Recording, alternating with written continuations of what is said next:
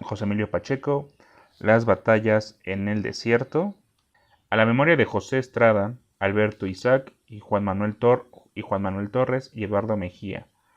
The Passing Forgetting Country, They Do Things Different There. L.P. Hurley, The Go Between. El mundo antiguo. Me acuerdo. ¿Qué año era aquel? Ya habían supermercados, pero no había televisión, radio tan solo. Las aventuras de Carlos Lacroix, Tarzán, El Llanero Solitario, La Legión de los Madrugadores, Los Niños Catedráticos, Leyendas de las Calles de México, Panseco, El Doctor IQ, la Doctora Corazón desde su clínica de almas. Paco Malgesto narraba las corridas de toros. Carlos Albert era el cronista de fútbol. El mago Septiem transmitía el béisbol. Circulaban los primeros coches producidos después de la guerra. Packard, Cadillac, Buick, Chrysler, Mercury, Hudson, Pontiac, Dodge, Paimon, De Soto. Íbamos a ver películas de Errol Flynn y Tyrone Power, o a matines con una de episodios completa. La invasión de Mongo era mi predilecta. Estaba de moda Sin Ti, La Rondalla, La Burrita, La Mucura, Amorcito Corazón. Volvía a sonar en todas partes un antiguo bolero puertorriqueño. Por alto esté el cielo en el mundo, por hondo que sea el mar profundo. No habrá una barrera en el mundo que mi amor profundo no rompa por ti. Fue el año de la poliomielitis, escuelas llenas de niños con aparatos ortopédicos, de la fiebre aftosa. En todo el país fusilaban por decenas de miles reses enfermas. De las inundaciones, el centro de la ciudad se convertía otra vez en laguna. La gente iba por las calles en lancha. Dicen que la próxima tormenta estallará el canal del desagüe y anegará la capital. ¿Qué importa?, contesta mi hermano. Si bajo el régimen de Miguel Alemán ya vivimos hundidos en la mierda. La cara del señor presidente en donde quiera. Dibujos inmensos, retratos idealizados, fotos ubicuas, alegorías del progreso con Miguel Alemán como Dios Padre, caricaturas laudatorias, monumentos, adulación pública, insaciable maledicencia privada. Escribíamos 1000 veces en el cuaderno de castigos. Debo ser obediente, debo ser obediente, debo ser obediente con mis padres y con mis maestros. Nos enseñaban la historia de la patria, lengua nacional, geografía del DF, los ríos, aún quedaban ríos, las montañas, se veían las montañas. Era el mundo antiguo.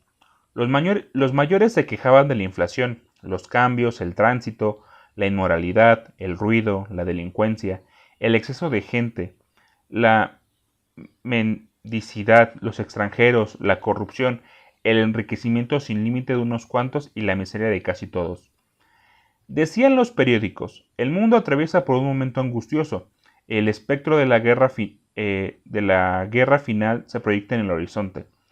El símbolo sombrío de nuestro tiempo es el hongo atómico.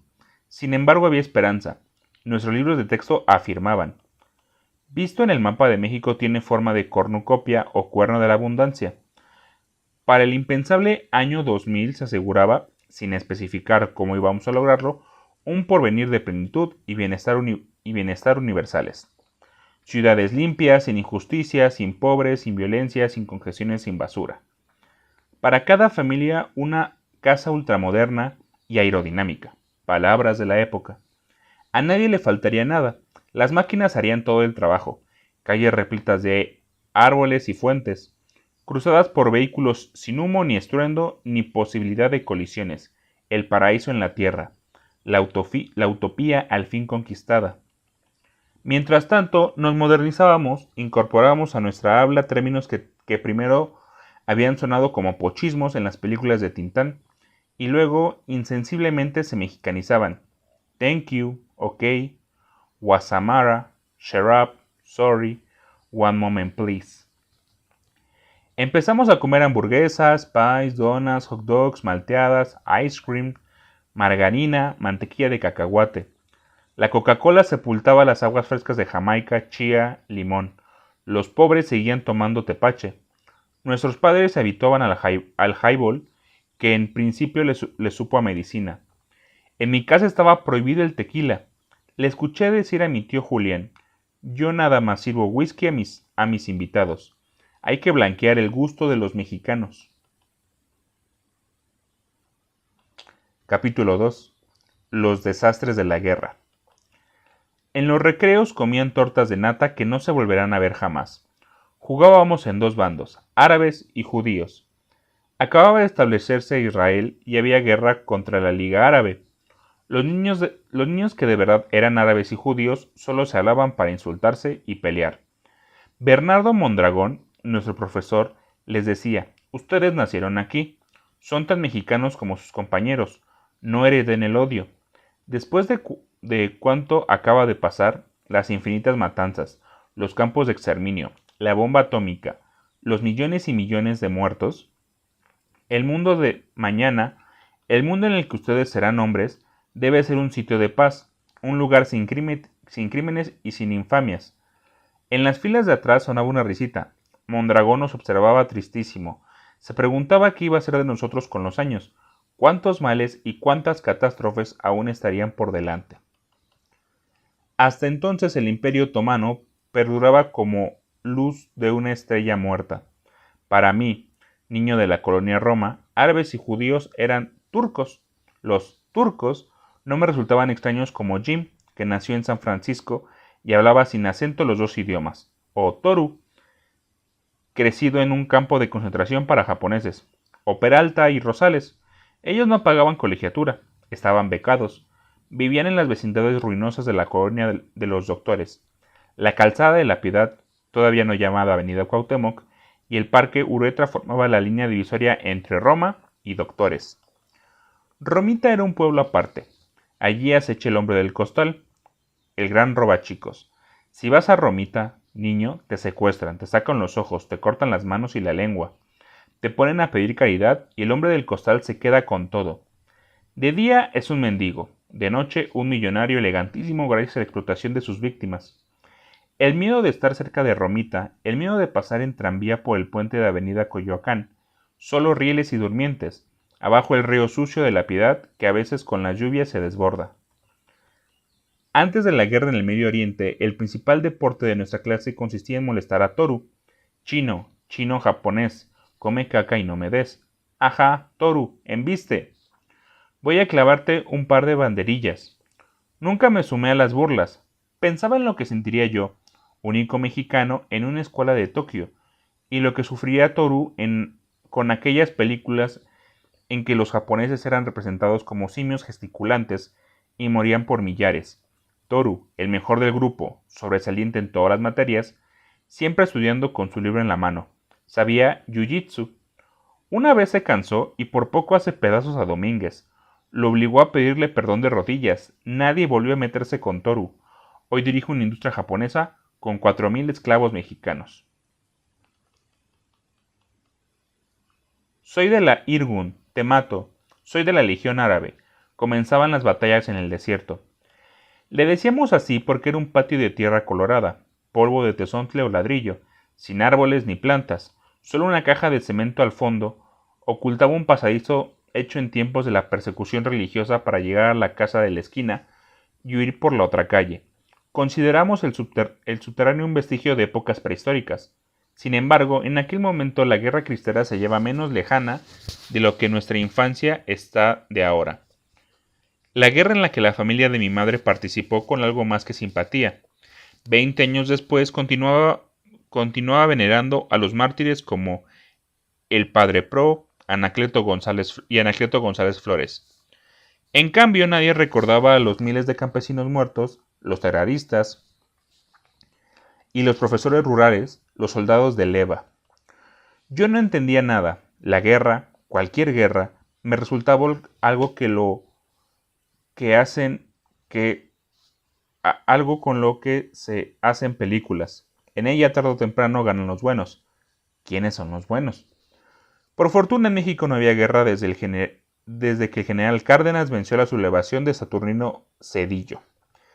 Mis padres no podían creerlo porque su niñez, adolescencia y juventud pasaron sobre un fondo continuo de batallas y fusilamientos, pero aquel año, al parecer, las cosas andaban muy bien.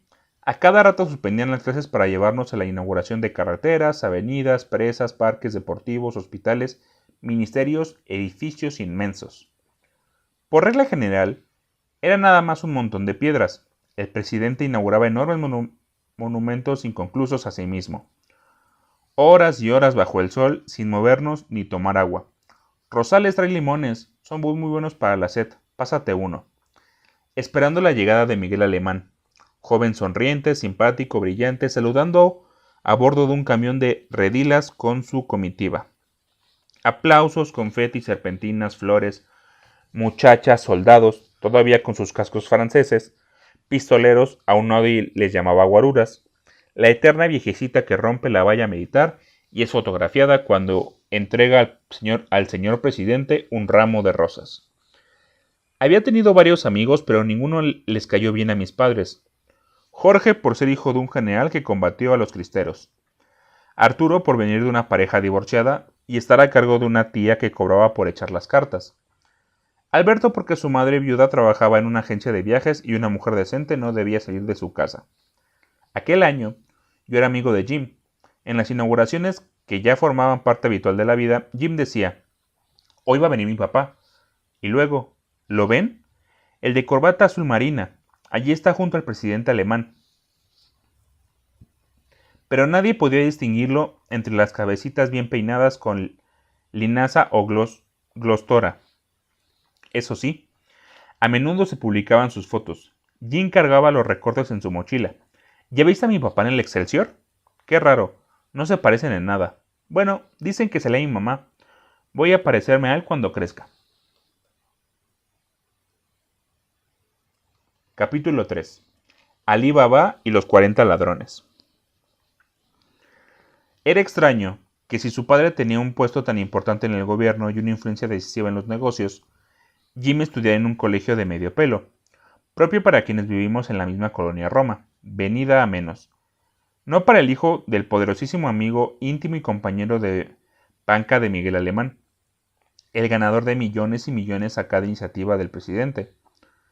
Contratos por todas partes, terrenos en Acapulco, permisos de importación, constructoras, autorizaciones para establecer filiales de compañías norteamericanas, asbestos, leyes para cubrir todas las azoteas con tinacos de asbesto cancerígeno, reventa de leche en polvo hurtada a los desayunos gratuitos en las escuelas populares, falsificación de vacunas y medicinas, enormes contratos de oro y plata, contrabandos de oro y plata, inmensas extensiones compradas a centavos por metro, semanas antes de que se anunciara la carretera o las obras de urbanización que elevarían 10,000 veces el valor de aquel suelo. 100 millones de pesos cambiados en dólares y depositados en Suiza el día anterior a la devaluación. Aún más indescifrable resultaba que Jim viviera con su madre, no en una casa en las Lomas, o cuando menos en Polanco, sino en un departamento en un tercer piso cerca de la escuela.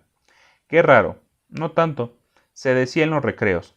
La mamá de Jim es la querida de ese tipo. La esposa es una vieja horrible que sale mucho en sociales. Fíjate cuando hay algo para niños pobres. Jeje, mi papá dice que primero los hacen pobres y luego les dan limosna. Y la verás retratada, espantosa, gordísima, parece guacamaya o mamut. En cambio la mamá de Jim es muy joven, muy guapa. Algunos creen que es su hermana. Y él, Tercia Bayala, no es hijo de ese cabrón ratero que está chingando a México, sino de un periodista gringo que se llevó a la mamá a San Francisco y nunca se casó con ella. El señor no trata muy bien al pobre de Jim. Dice que tiene mujeres por todas partes, hasta estrellas de cine y toda la cosa. La mamá de Jim solo es una entre muchas. No es cierto, les contestaba yo. No sean así.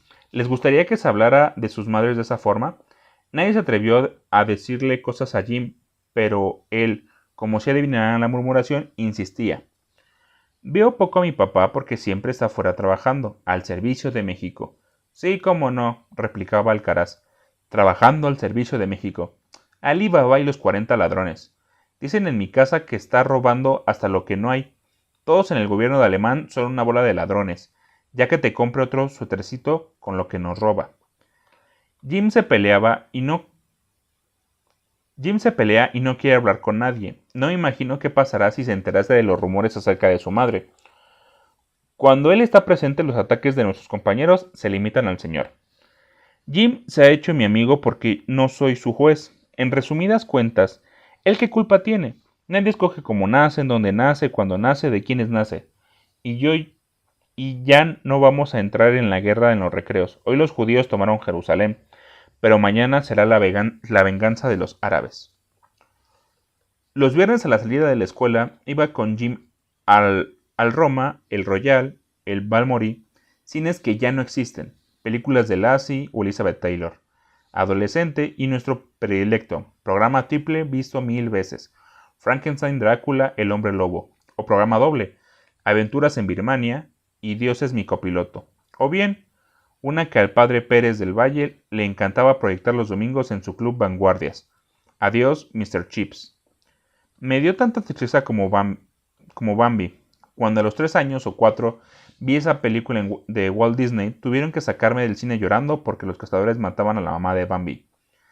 En la guerra asesinaban a millones de madres, pero no lo sabía, no lloraba por ellas ni por sus hijos. Aunque en el Cinelandia, junto a las caricaturas del Pato Donald, el ratón Mickey, Popeye el Marino, el Pájaro Loco y Bugs Bunny, pasaban los noticieros, bombas cayendo a plomo sobre las ciudades, cañones, batallas, incendios, ruinas, cadáveres. Capítulo 4. Lugar de en medio. Éramos tantos hermanos que no podía invitar a Jim a mi casa. Mi madre siempre arreglando lo que dejábamos tirado, cocinando, lavando ropa, ansiosa de comprar lavadora, aspiradora, licuadora, olla express, refrigerador eléctrico. El nuestro era de los últimos que funcionaban con un bloque de hielo cambiado todas las mañanas.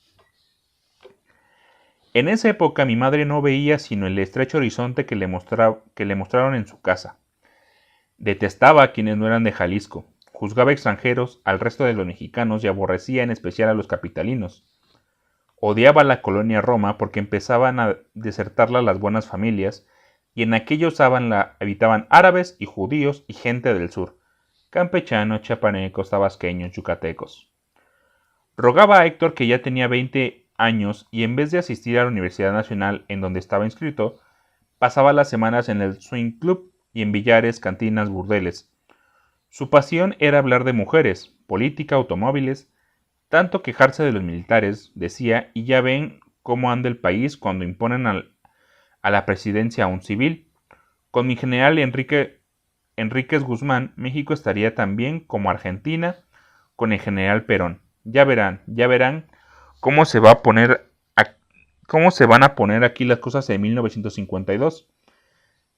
Me canso que, con el PRI o contra el PRI, Enríquez Guzmán va a ser presidente. Mi padre no salía de su fábrica de jabones que se ahogaba ante la competencia y la publicidad de las marcas norteamericanas. Anunciaban por radio los nuevos detergentes, Ace, Fab, Bell, y sentenciaban. El jabón pasó a la historia. Aquella espuma que para todos, aún ignorantes de sus daños, significaba limpieza, comodidad y bienestar, y para las mujeres liberación de horas sin término ante el lavadero, para nosotros representa la cresta de la ola que se llevaba nuestros privilegios. Monseñor Martínez, arzobispo de México, decretó un día de oración y penitencia contra el avance del comunismo. No olvido aquella mañana. En el recreo le mostraba a Jim uno de mis pequeños grandes libros, novelas ilustradas que en el extremo superior de la página tenía cinito. Las figuras parecían moverse si uno dejaba correr las hojas con el dedo pulgar. Cuando Rosales, que nunca antes se había metido conmigo, gritó: ¡Ey, miren! Esos dos son puñales. Vamos a darles pamba a los puñales. Me le fui encima a golpes. Pásame a tu madre, pinche buey, y verás qué tan puñal, indio pendejo. El profesor nos separó, yo con el labio roto, él con sangre de la nariz que le manchaba la camisa. Gracias a la pelea, mi padre me enseñó a no despreciar. Me preguntó con quién me había enfrentado.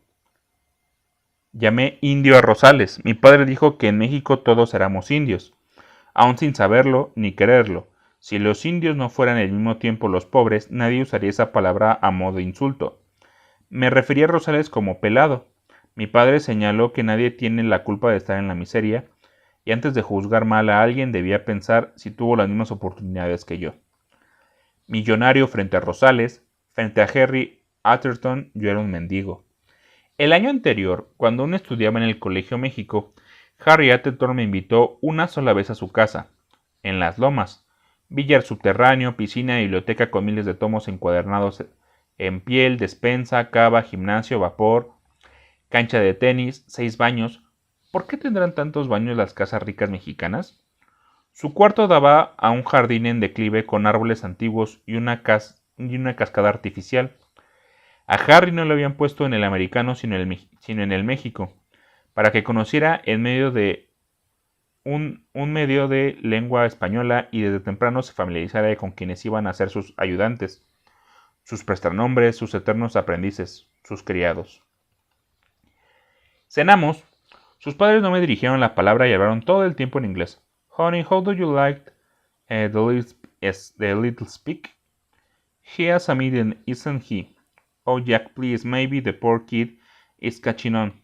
Don't worry there. He won't understand anything. Al día siguiente, Harry me dijo, voy a darte un consejo. Aprende a usar los cubiertos. Anoche comiste filete con el tenedor de pescado. Y no hagas ruido al tomar la sopa. No hables con la boca llena. Mastica despacio, trozos pequeños. Lo contrario me pasó con Rosales. Cuando acababa de entrar en esa escuela, ya que ante la crisis de la fábrica de mi padre no pudo seguir pagando las colegiaturas del México, fui a copiar unos apuntes de civismo a casa de Rosales. Era un excelente alumno, el de mejor letra y ortografía, y todos lo utilizábamos para estos favores.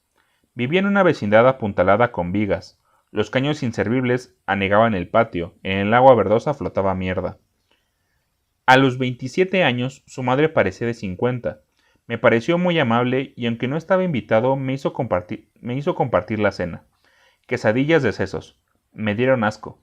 Chorreaban una grasa extrañísima, semejante al aceite para coches. Rosales dormía sobre un petate en la sala. El nuevo hombre de su madre lo había expulsado del único cuarto.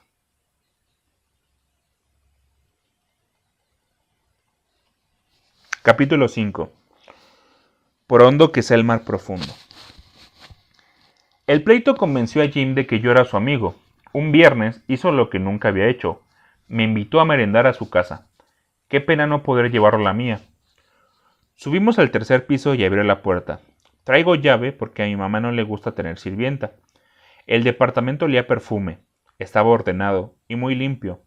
Muebles flamantes de Sears Roebuck. Una foto de la señora por Semo. Otra de Jim cuando cumplió un año. Al fondo el Golden Gate.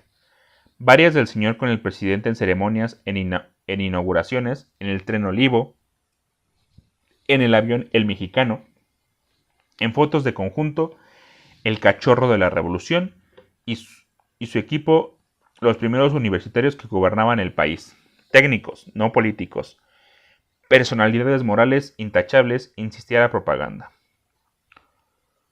Nunca pensé que la madre de Jim fuera tan joven, tan elegante, y sobre todo tan hermosa. No supe qué decirle. No puedo describir lo que sentí cuando ella me dio la mano.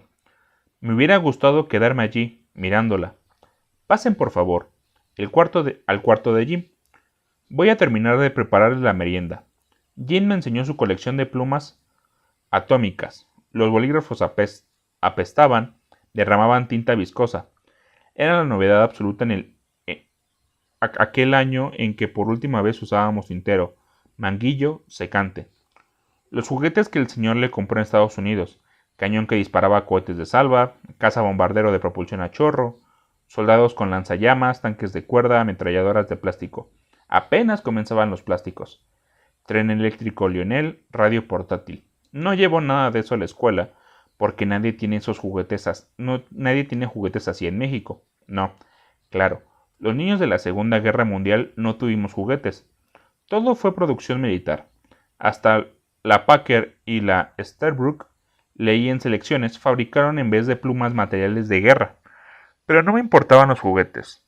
Oye, ¿cómo dijiste que se llama tu mamá? Mariana.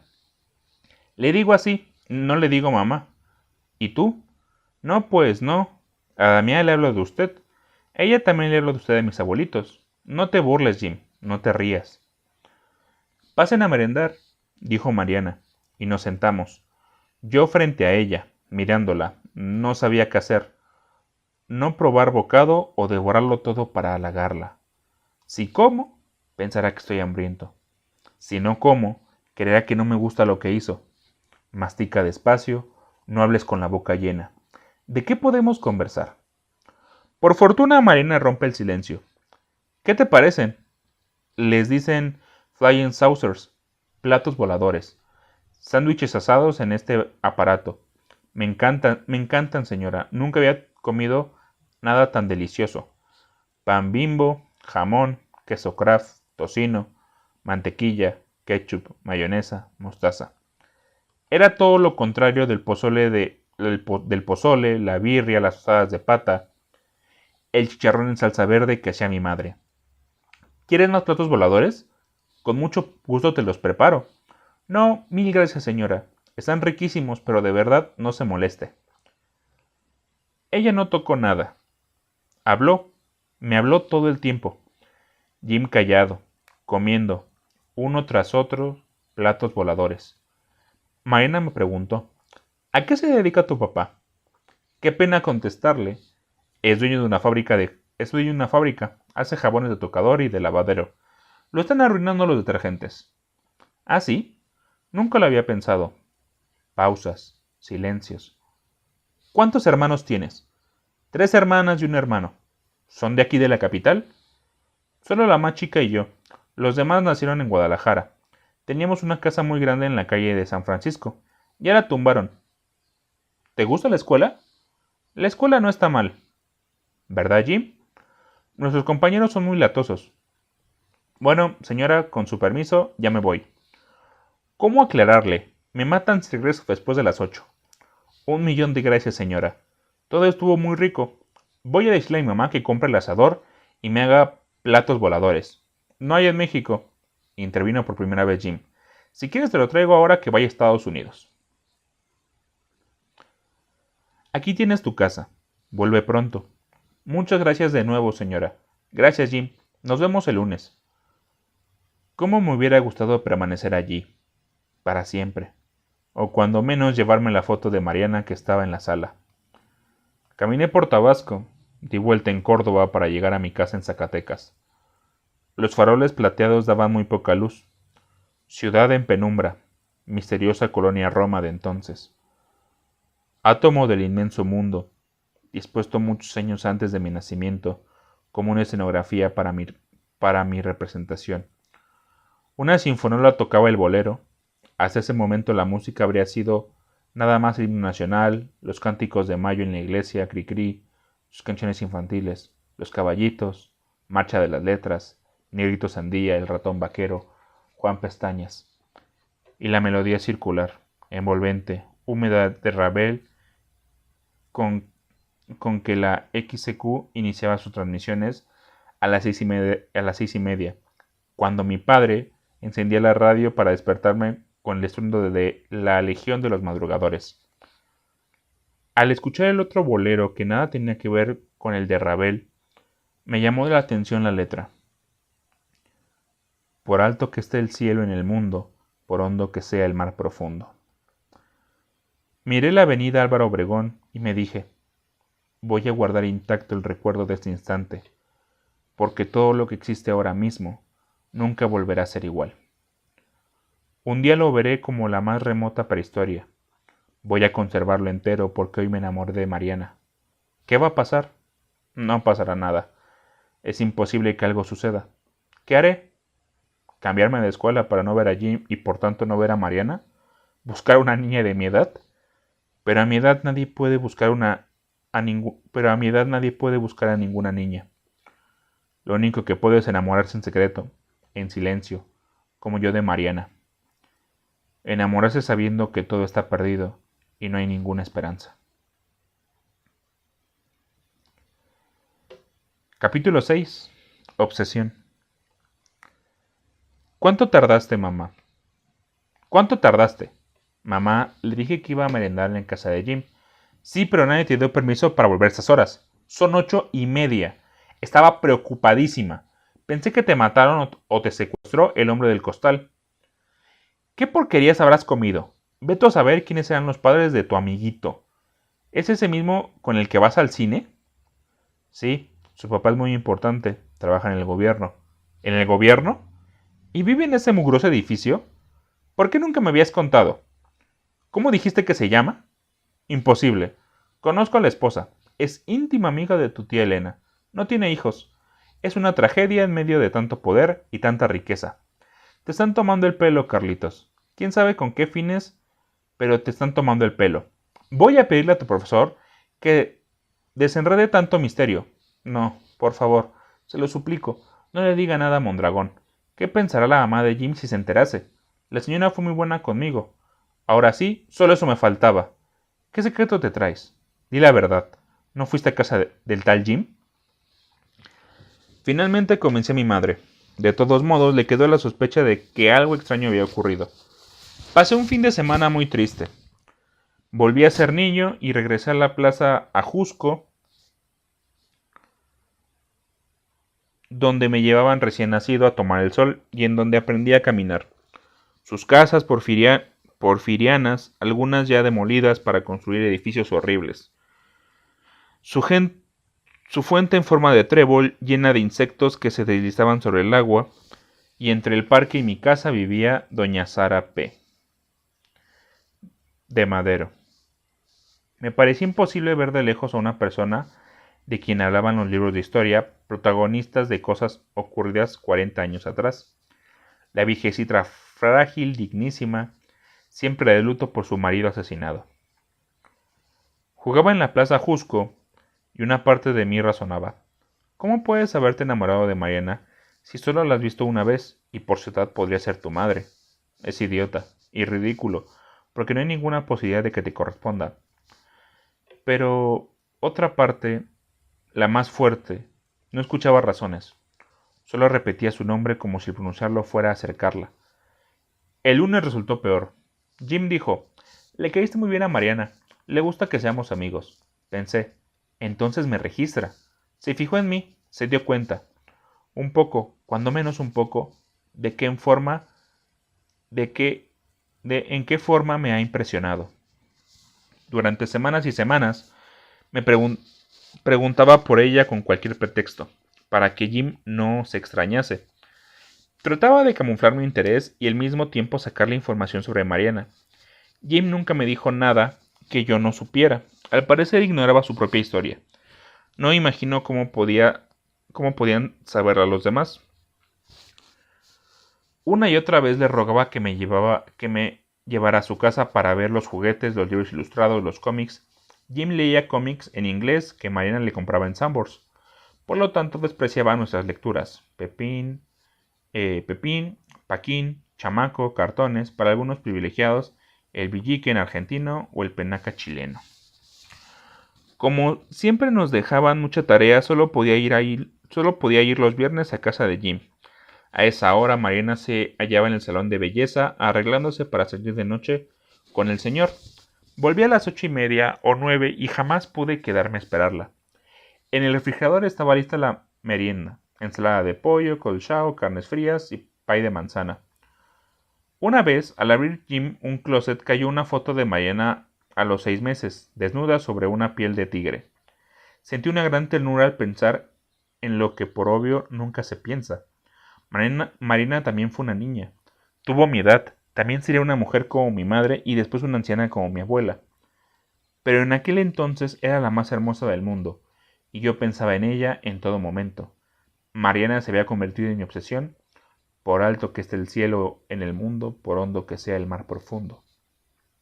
Capítulo 7. Hoy como nunca.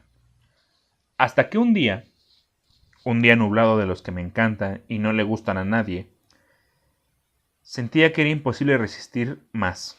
Estábamos en clase de lengua nacional, como le llamaban al español. Mondragón nos enseñaba el pretérito pluscuamperfecto del subjuntivo. Hubiera, hubiese amado. Hubieras, hubieses amado. Hubiera o hubieseis amado. hubieran o hubiesen amado. Eran las 11. Pedí permiso para ir al baño. Salí en secreto de la escuela. Toqué el timbre del departamento 4.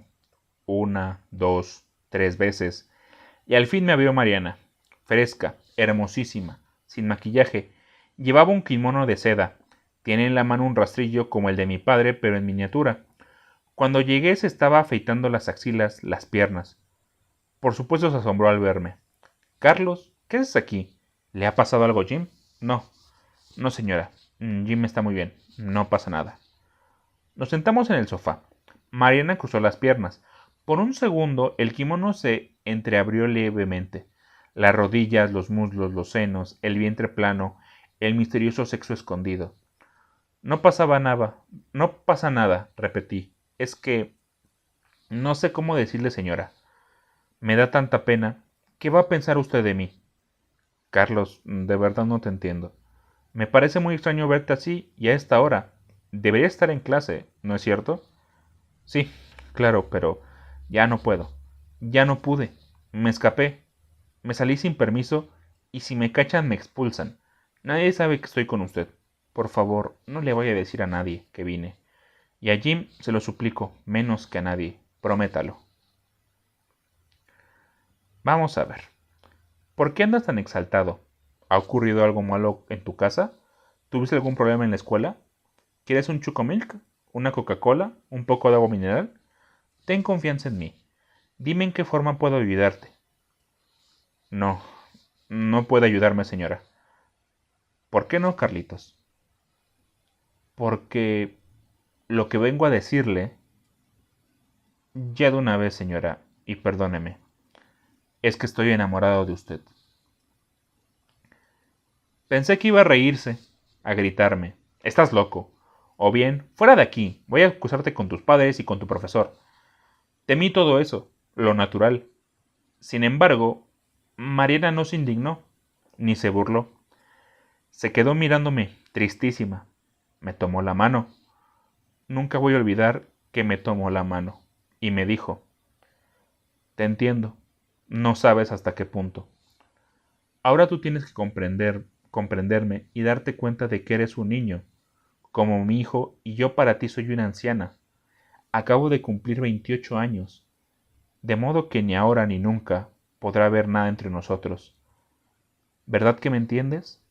No quiero que sufras. Te esperan tantas cosas malas. Pobrecito. Carlos, toma esto como algo divertido, algo que cuando crezcas puedas recordar con una sonrisa, no con resentimiento. Vuelve a la casa con Jim y sigue tratándome como lo que soy, la madre de tu mejor amigo. No dejes de venir con Jim, como si nada hubiera ocurrido, para que se pasen... No dejes de venir con Jim, como si nada hubiera ocurrido, para que te pasen la el enamoramiento, y no se convierte en un problema para ti, en un drama capaz de hacerte daño toda tu vida. Sentí ganas de llorar.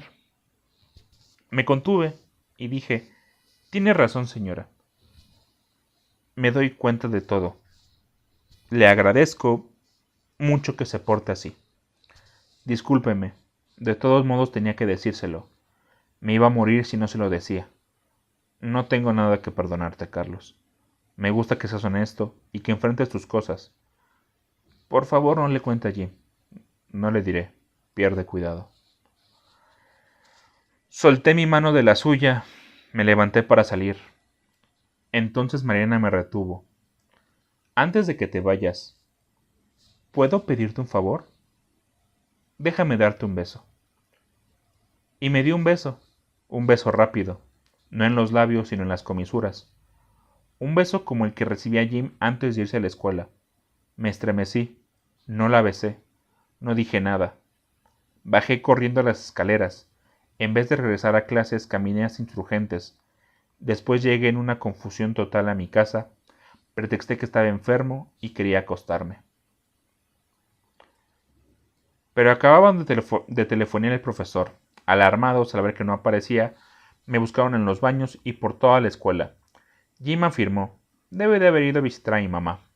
¿A estas horas? Sí. Carlitos es un tipo muy raro. ¿Quién sabe qué se trae? Yo creo que no anda bien de la cabeza. Tiene un hermano gángster medio loco. Mondragón y Jim fueron al departamento de Mariana. Mariana confesó que yo había estado allí unos minutos porque el viernes anterior olvidé mi libro de historia. Y a Jim le dio rabia esa mentira.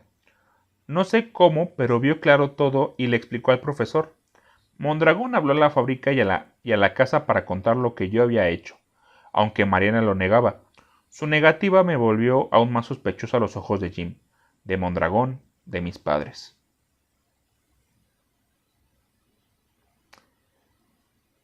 Capítulo 8. Príncipe de este mundo. Nunca pensé que fueras un monstruo. ¿Cuándo has visto aquí malos ejemplos? Dime qué fue Héctor, quien te indujo a esta barbaridad. El que corrompe a un niño merece la muerte lenta y todos los castigos del infierno. Anda, habla, no te quedes llorando como una mujerzuela. Di que tu hermano te malaconsejó para que lo hicieras. Oiga usted, mamá, no creo haber hecho algo tan malo, mamá. ¿Todavía tienes el cinismo de alegar que no has hecho nada malo? En cuanto se te baje la fiebre vas a confesarte y a comulgar para que Dios nuestro Señor perdone tu pecado. Mi padre ni siquiera me regañó. Se limitó a decir, este niño no es normal. En su cerebro hay algo que no funciona. Debe ser el golpe que se dio a los 6 meses cuando se nos cayó en la Plaza Jusco. Voy a llevarlo con un especialista. Todos somos unos hipócritas. No podemos vernos ni juzgarnos como vemos y juzgamos a los demás. Hasta yo, que no me daba cuenta de nada, sabía que mi padre llevaba años manteniendo la casa chica de una señora, su exsecretaria, con la que tuvo 2 niñas. Recordé lo que me pasó una vez en la peluquería mientras esperaba mi turno. Junto a las revistas políticas estaban Bea y Vodevil. Aproveché que el peluquero y su cliente absortos hablaban mal de su gobierno, escondí la Bea dentro del Hoy y miré las fotos de Tongolele, Sumukey, Calatán, casi desnudas, las piernas, los senos, la boca, la cintura, las caderas, el misterioso sexo escondido. El peluquero, que afeitaba todos los días a mi padre y me cortaba el pelo desde que cumplí 1 año, vio por el espejo la cara que puse. Deja eso, Carlitos. Son cosas para grandes. Te voy a acusar con tu papá. De modo, pensé, que si eres niño no tienes derecho a que te gusten las mujeres. Y si no aceptas la imposición se forma el gran escándalo y hasta te juzgan de loco. Qué injusto. Cuando me pregunté que había tenido por primera vez conciencia del deseo, había tenido por primera vez conciencia del deseo, tal vez 1 año antes, en el cine Chapultepec, frente a los hombros desnudos de Jennifer Jones en Duelo al Sol, o más bien al ver las piernas de Antonia, cuando se subía las faldas para trapear al suelo pintado de congo amarillo. Antonia era muy linda y muy buena conmigo. Sin embargo, yo le decía, eres mala porque ahorcas a las gallinas. Me angustiaba verlas agonizar, mejor comprarlas muertas y desplumadas. Pero esa costumbre apenas se iniciaba. Antonia se fue porque Héctor no la dejaba en paz. No volví a la escuela ni me dejaron salir a ningún lado. Fuimos a la iglesia de Nuestra Señora del Rosario, a donde íbamos los domingos a oír misa. Hice mi primera comunión y gracias a mis primeros viernes seguía acumulando indulgencias. Mi madre se quedó en una banca rezando por mi alma en peligro de eterna condenación. Me hinqué en el confesionario, muerto de vergüenza, le dije todo al padre Ferrán. En voz baja y un poco acesante, el padre Ferrán me preguntó detalles. ¿Estaba desnuda? ¿Había un hombre en la casa? ¿Crees que antes de abrirte la puerta cometí un acto sucio? Y luego, ¿has tenido malos actos? ¿Has provocado derrame? No sé qué es eso, padre. Me dio una explicación muy amplia. Luego se arrepintió. Caí en cuenta de que hablaba con un niño incapaz de producir todavía la materia prima para el derrame, y me echó un discurso que no entendí. Por obra del pecado original, el demonio es el príncipe de este mundo y nos tiende trampas. Nos presenta ocasiones para desviarnos del amor de Dios y nos obliga a pecar. Una espina más en la corona que hace sufrir a nuestro Señor Jesucristo. Dije, sí, padre, aunque no podía concebir al demonio ocupándose personalmente de hacerme caer en tentación, mucho menos a Cristo sufriendo porque yo me había enamorado de Mariana. Como es de rigor, manifesté propósito de enmienda, pero no estaba arrepentido ni me sentía culpable. Querer a alguien no es pecado. El amor está bien. Lo único demoníaco es el odio. Aquella tarde, el argumento del padre Ferran me impresionó menos que su involuntaria guía práctica para la masturbación. Llegué a mi casa con ganas de intentar los malos actos y conseguir el derrame. No lo hice. Recé 20 Padres Nuestros y 50 Aves Marías. Comulgué el día siguiente. Por la noche me llevaron al consultorio psiquiátrico de paredes blancas y muebles niquelados.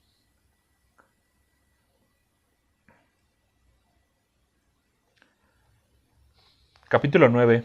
Ingreso obligatorio. El psiquiatra me interrogó y apuntó cuanto le decían unas hojas amarillas rayadas. No supe contestar. Yo ignoraba el vocabulario de su oficio y no hubo ninguna comunicación posible. Nunca me había imaginado las cosas que me preguntó acerca de mi madre y mis hermanas. Después me hicieron dibujar a cada miembro de mi familia y pintar árboles y casas. Más tarde me examinaron con la prueba de Rorschach. ¿Habría alguien que no vea monstruos en las manchas de tinta? Con números, figuras geométricas y frases que yo debía completar. Eran todas bobas como mis respuestas. Mi mayor placer, subirme a los árboles y escalar las fachadas de las casas antiguas. La nieve de limón, los días de lluvia, las películas de aventuras, las novelas de Salgari, o no, más bien quedarme en cama despierto. Pero mi padre me levanta a las 6:30 para que haga ejercicio, inclusive sábados y domingos. Lo que más odio, la crueldad con la gente y con los animales, la violencia, los gritos, la persecución, los abusos de los hermanos mayores, la aritmética, que haya quienes no tienen para comer mientras otros se quedan con todo, encontrar dientes de ajo en el arroz o en los guisados, que poden los árboles o los destruyan, ver que tiren pan a la basura. La muchacha que me hizo las últimas pruebas confesó delante de mí con el otro. Conversó delante de mí con el otro. Hablaron como si yo fuera un mueble. Es un problema edípico. Clarísimo, doctor. El niño tiene una inteligencia muy por debajo de lo normal. Está sobreprotegido y es sumiso. Madre castrante. Tal vez escena primaria. Fue saber esa señora sabiendas que podía encontrarla con su amante. Discúlpeme, ilícita, pero creo que todo lo contrario. El chico es listísimo y extraordinariamente precoz, tanto que a los 15 años podría convertirse en un perfecto idiota. La conducta típica se debe a que padece desprotección, rigor excesivo de ambos progenitores, agudos sentimientos de inferioridad. Es, no lo olvide, de una corta estatura para su edad y resulta el último de los hermanos varones. Fíjese cómo se identifica con las víctimas, con los animales y los árboles que no pueden defenderse. Anda en busca de afecto que no encuentra en la constelación familiar.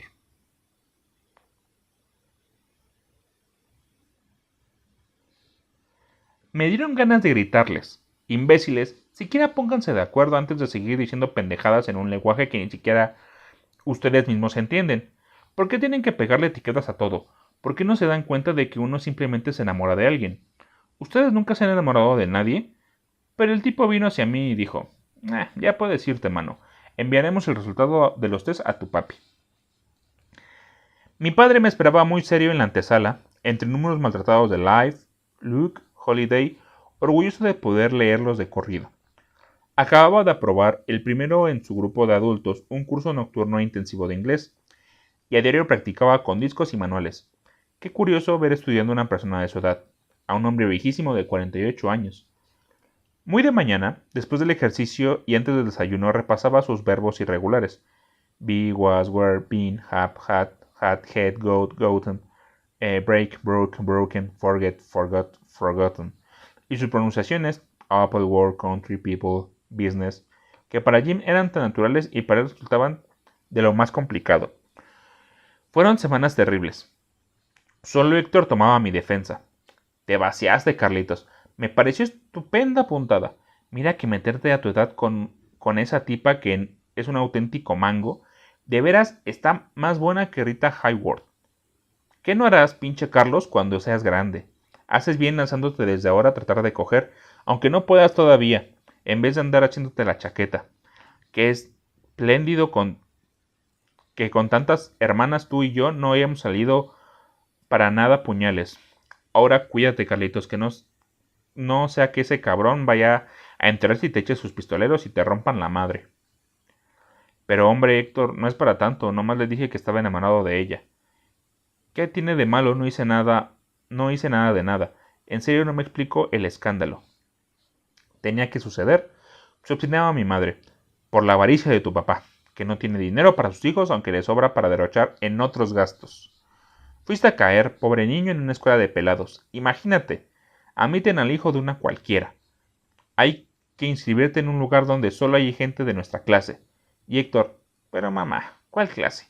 Somos puritito medio pelo, típica familia venida menos de la colonia Roma, la esencia de la clase media mexicana. Allí está bien, Carlos. Su escuela es nuestro nivel. ¿A dónde va usted a meterlo? Capítulo 10. La lluvia de fuego. Mi madre insistía en que la nuestra, es decir, la suya, era una de las mejores familias de Guadalajara. Nunca un escándalo como el mío, hombres honrados y trabajadores, mujeres devotas, esposas abnegadas, madres ejemplares, hijos obedientes y respetuosos. Pero vino la vergüenza de la indiada y el peladaje contra la decencia y la buena cuna. La revolución.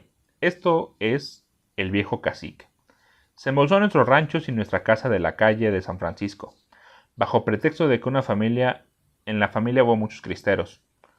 Para colmo, mi padre, despreciado a pesar de su título de ingeniero, por ser hijo de un sastre, dilapidó la herencia del suegro en negocios absurdos como un intento de línea aérea entre las ciudades del centro y otro de exportación de tequila a los Estados Unidos. Luego, a base de préstamos de mis tíos maternos, compró la fábrica de jabón que anduvo bien durante la guerra y se hundió cuando las compañías norteamericanas invadieron el mercado nacional. Y por eso, no cesaba de repetirlo mi madre, estábamos en la maldita Ciudad de México. Lugar infame, Sodoma y Gomorra en espera de la lluvia de fuego, infierno donde sucedían monstruosidades nunca vistas en Guadalajara, como el crimen que yo acababa de cometer. Siniestro Distrito Federal, en que padecíamos revueltos con gente de lo peor. El contagio, el mal ejemplo. Dime con quién andas y te diré quién eres. ¿Cómo es posible, repetía, que en una escuela que se supone decente acepten al bastardo, que es bastardo, o mejor dicho, al máncer de una mujer pública? Porque en realidad no se sabía quién había sido el padre entre todos los clientes de esa ramera, pervertidora de menores. ¿Qué es máncer? ¿Qué quiere decir mujer pública? ¿Por qué la llama ramera? Mi madre se había olvidado de Héctor. Héctor se vanagloriaba de ser conejo de la universidad. Decía que él fue uno de los militares derechistas que expulsaron al rector Subirán y borraron el letrero Dios no existe en el mural de Diego Rivera, que Diego Rivera pintó en el Hotel del Prado.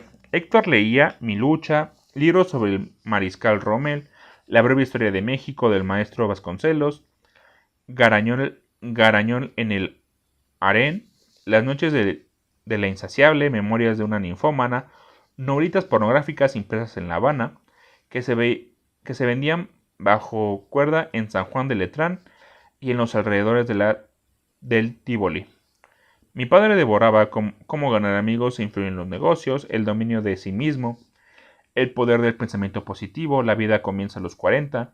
Mi madre escuchaba todas las radionovelas de la XW mientras hacían sus quehaceres y a veces descansaba leyendo algo de Hugo Watts o Mr. Daly. Héctor, quien lo viera ahora, el industrial enjuto, calvo, solemne y elegante en que se ha convertido mi hermano, tan grave, tan serio, tan devoto, tan respetable, tan digno en su papel de hombre de empresa al servicio de las transnacionales, caballero católico, padre de 11 hijos, gran señor de la extrema derecha mexicana. En eso al menos ha sido una coherencia a toda prueba. Pero en aquella época, sirvientas que huían porque el joven trataba de violarlas, guiado por las divisas de su pandilla, carne de gata, buena y barata. Héctor irrumpía a medianoche desnudo y erecto, enloquecido por sus novelitas en el cuarto de la azotea. Forcejaba con las muchachas y durante los ataques y defensas Héctor eyaculaba en sus camisones sin lograr penetrarlas. Los gritos despertaban a mis padres, subían, mis hermanas y yo observándonos, todos agazapados en las escaleras de caracol. Regañaban a Héctor, amenazaban con echarlo de la casa y esas horas despedían a la criada, aún más culpable que el joven, por andar provocándolo. Enfermedades venéreas que le contagiaban las putas de Meave o bien las del 2 de abril. Un pleito de bandas rivales en los bordes del río de la Piedad. A Héctor de una pedrada le rompieron los incisivos. Él con una varilla le fracturó el cráneo a un cerrajero. Una visita a la delegación porque Héctor se endrogó con sus amigos del parque Urueta e hizo destrozos en un café de chinos. Mi padre tuvo que pagar la multa y los daños, mover influencias en el gobierno para que Héctor no fuera a la cárcel. Cuando escuché que se había endrogado, creí que Héctor debía dinero, pues en mi casa siempre se le llamó drogas a las deudas. En ese sentido, mi padre era el perfecto drogadicto. Más tarde, Isabel, mi hermana mayor, me explicó de qué se trataba. Era natural que Héctor simpatizara conmigo. Por un momento le había quitado su lugar como oveja negra. Capítulo 11. Espectros. También hubo líos a principios de año cuando Isabel se hizo novia de Esteban. Uno de los 30, en los 30 había sido famoso como actor infantil. Al parecer, perdió su vocecilla y su cara de inocencia. Ya no le dieron papeles en cine ni en teatro. Esteban se ganaba la vida leyendo chistes en la XW. Bebía como loco. Estaba empeñado en casarse con Isabel e ir a probar suerte en Hollywood, aunque no sabía una palabra de inglés. Llegaba a verla borracho, sin corbata, oliendo a rayos, con el traje manchado y los zapatos sucios. Nadie se lo explicaba, pero Isabel era aficionada fanática. Esteban le parecía maravilloso porque Isabel lo vio en su época de oro. Y a falta de Tyrone Power, Errol Flynn, Clark Gable, Robert Mitchum o Cary Grant, Esteban representaba su única posibilidad de besar a un artista de cine, aunque fuera de cine mexicano. Tema predilecto de las burlas familiares, casi tan socorrido por nosotros como el régimen de Miguel Alemán. ¿Ya viste qué cara de chofer tiene el tal Pedro Infante? Sí, claro, con razón le encantan las gatas. Una noche, mi padre sacó a Esteban a gritos y empujones al llegar tardísimo de su clase de inglés. Lo encontró en la sala a media luz con la mano metida bajo la falda de Isabel. Héctor lo golpeó en la calle, lo derribó y lo siguió pateando hasta que Esteban pudo levantarse ensangrentado y huir como un perro. Isabel le retiró la palabra a Héctor y se dedicó a hostilizarme por cualquier motivo. Si bien yo había tratado de frenar a mi hermano cuando pateaba en el suelo al pobre Esteban, Isabel y Esteban no volvieron a encontrarse jamás. Poco después, aniquilado por el fracaso, la miseria y el alcoholismo, Esteban se ahorcó en un ínfimo hotel de Tacubaya. A veces pasaban por televisión sus viejas películas y me parece que contemplo a un fantasma. Pero en aquel momento la única ventaja fue quedarme con un cuarto propio. Hasta entonces había dormido en camas gemelas con Estelita, mi hermana menor. Cuando me declararon perverso, mi madre juzgó que la niña corría peligro. Le cambiaron a la pieza de las mayores con gran disgusto de Isabel, que estudiaba en la preparatoria, y de Rosa María, que acababa de recibirse de secretaria en inglés y español. Héctor pidió que compartiéramos la habitación. Mis padres se negaron. A raíz de sus hazañas policiales y su último intento de forzar a una criada, Héctor dormía bajo candado en el sótano. Solo le daban cobijas y un colchón viejo. Su antigua recámara la utilizaba mi padre para guardar la contabilidad secreta de la fábrica y repetir 1000 veces cada lección de sus discos. At what time did you go to the bed last night? That you are not yet up? I went to bed very late and overslept myself. I could not sleep until 4 o'clock in the morning. My servant did to call me. Therefore I did not wake up. No conozco otra persona adulta que en efecto haya aprendido a hablar inglés en menos de un año. No le quedaba otro remedio. Escuché sin ser visto una conversación entre mis padres. Pobre Carlitos, no te preocupes, se le pasará. No, esto le va a afectar toda su vida. Qué mala suerte. ¿Cómo pudo ocurrirle a nuestro hijo? Fue un accidente, como si lo hubieran atropellado. Haz de cuenta. Dentro de unas semanas ya ni se acordará. Si hoy le parece injusto lo que hemos hecho, cuando crezca comprenderá que ha sido por su bien.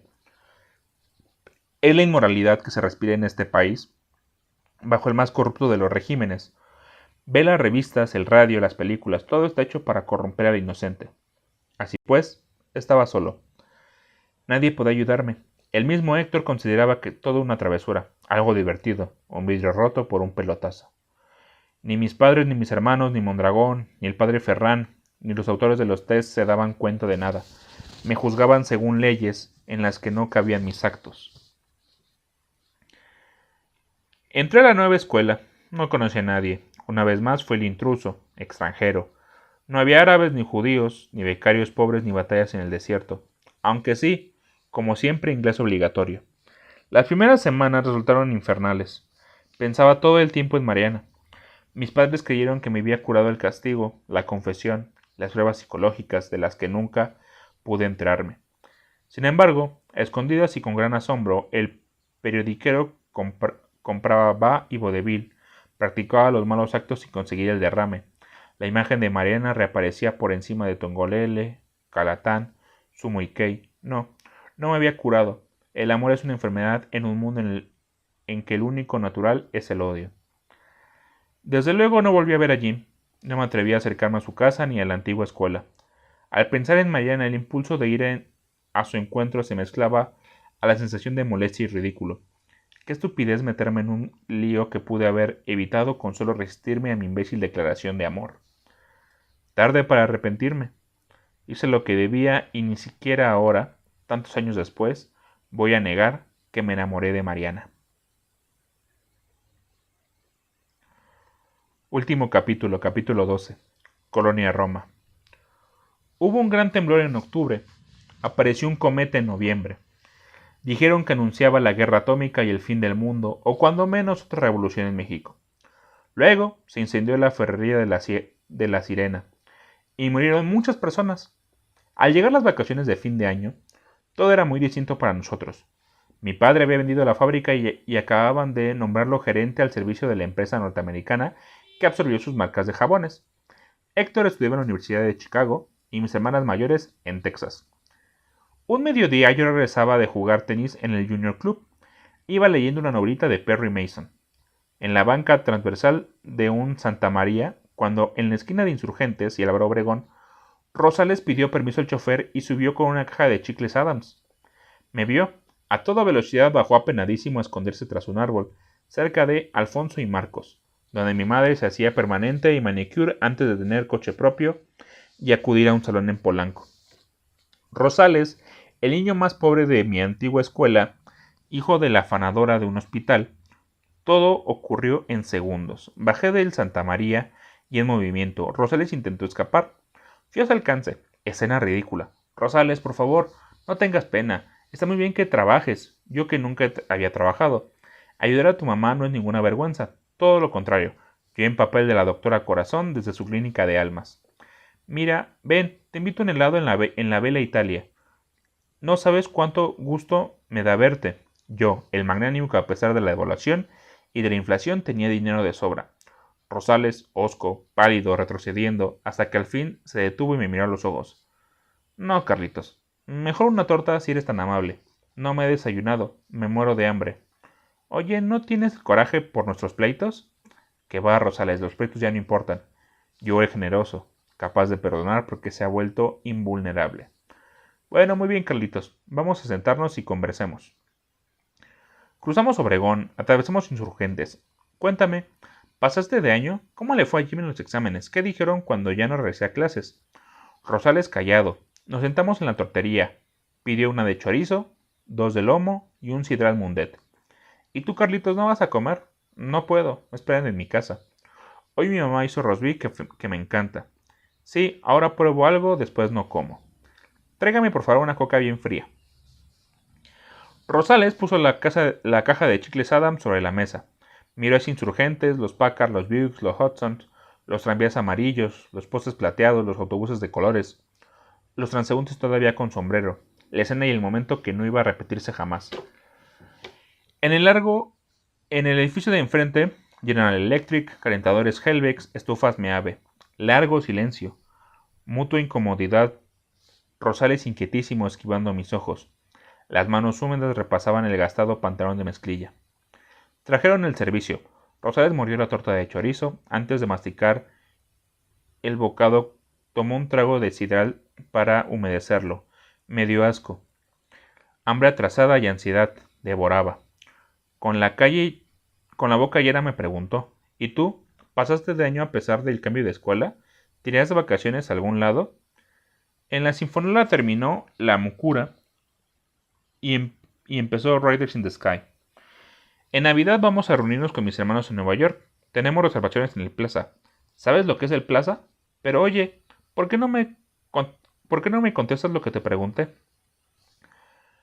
Rosales tragó saliva, torta, sidral.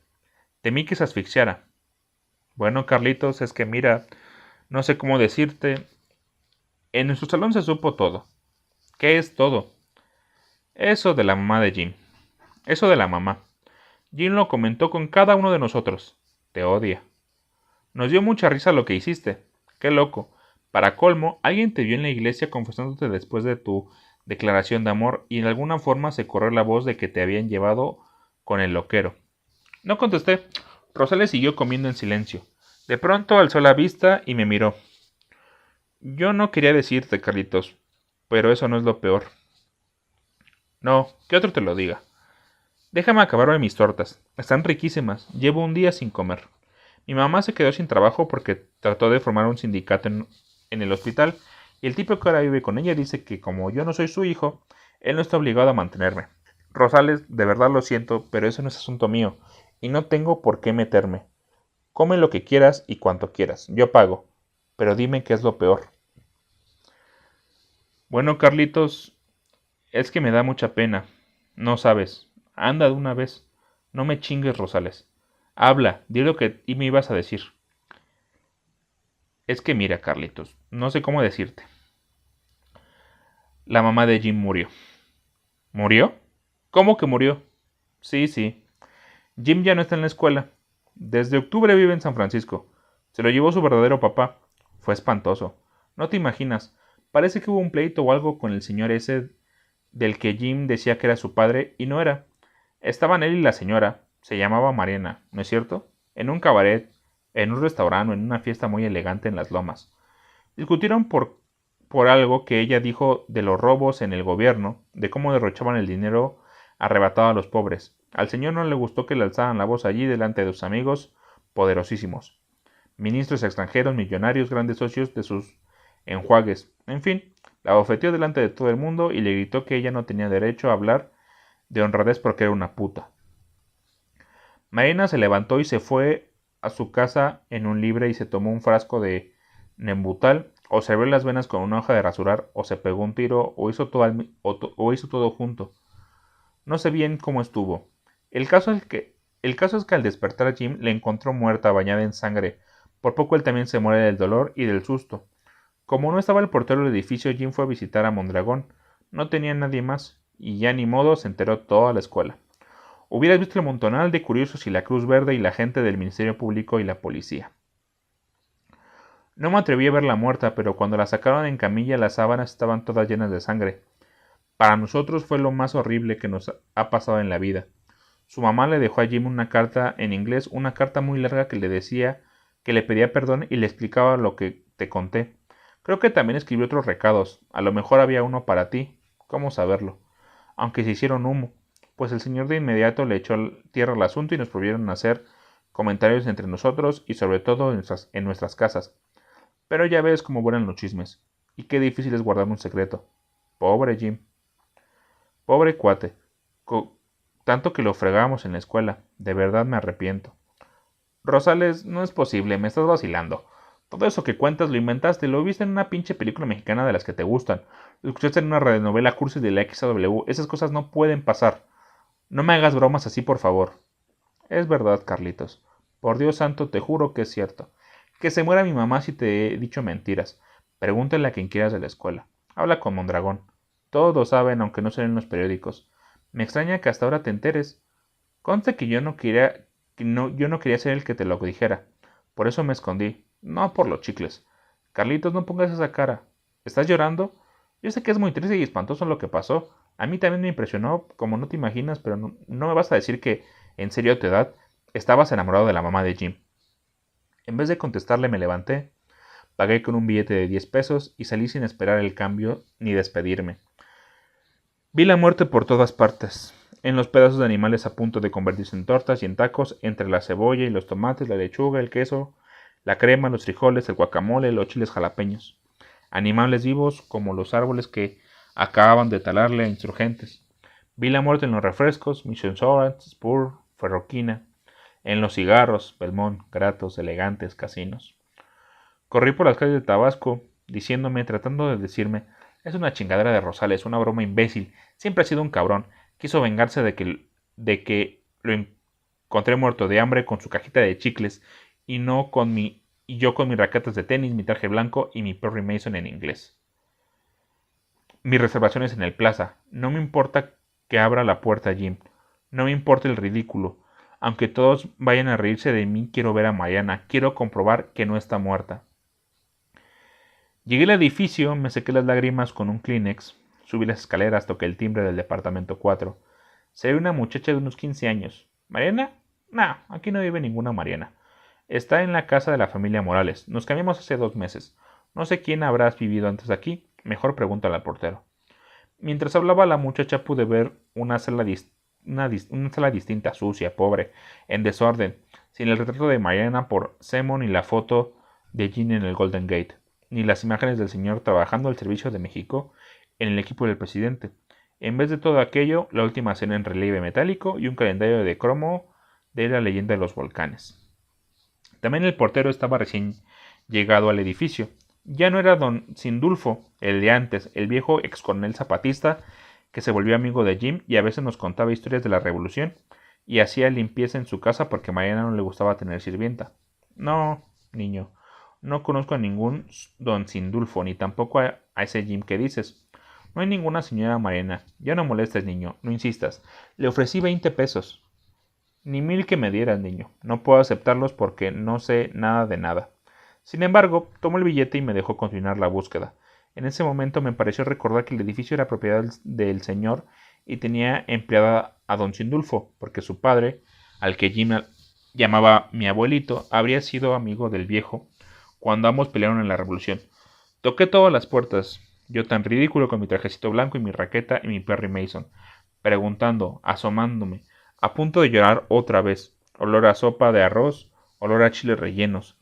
En todos los departamentos me escucharon casi con miedo, con incongruencias con incongruencias mi trajecito blanco. ¿Qué incongruencia mi trajecito blanco? Era la casa de la muerte y no una cancha de tenis. Pues no, estoy en ese edificio desde 1939 y que yo sepa nunca ha vivido aquí ninguna señora Marina. Jim, tampoco lo conocemos. En el 8 hay un niño más o menos de tu edad, pero se llama Everardo. ¿En qué departamento? ¿4? No, allí vivía un matrimonio de ancianitos sin hijos. Pero sí vi un millón de veces a casa de Jim y la señora Mariana. Cosas que te imaginas, niño. Debe ser otra calle, otro edificio. Bueno, adiós. No me quites el tiempo. No te metas en lo que no te importa ni provoques más líos. Ya basta, niño, por favor. Tengo que preparar la comida. Mi esposo llega a las 2:30. Pero señora, vete, niño, o llamo a la patrulla y te vas derechito al tribunal de menores. Regresé a mi casa y no puedo recordar qué hice después. Debo de haber llorado días enteros. Luego nos fuimos a Nueva York. Me quedé en una escuela en Virginia. Me acuerdo. No me acuerdo ni siquiera el año. Solo estas ráfagas, esos destellos que vuelven en todo y las palabras exactas. Solo aquella cancioncilla que no volveré a escuchar nunca. Por alto que es el cielo, en el mundo, por hondo que sea el mar profundo. Qué antigua, qué remota, qué imposible esta historia. Pero existió. Mariana. Existió Jim. Existió cuanto me he repetido después de tanto tiempo de rehusarme a enfrentarlo. Nunca sabré si el suicidio fue cierto. Jamás volví a ver a Rosales ni a nadie de aquella época. Demolieron la escuela, demolieron el edificio de Mariana, demolieron mi casa, demolieron la colonia Roma. Se acabó esa ciudad. Terminó aquel país. No hay memoria del México de aquellos años. Y a nadie le importa. De ese horror, ¿quién puede tener nostalgia? Todo pasó como pasa en los discos de la Sinfonola. Nunca sabré si aún vive Mariana. Si hoy viviera, tendría ya 80 años.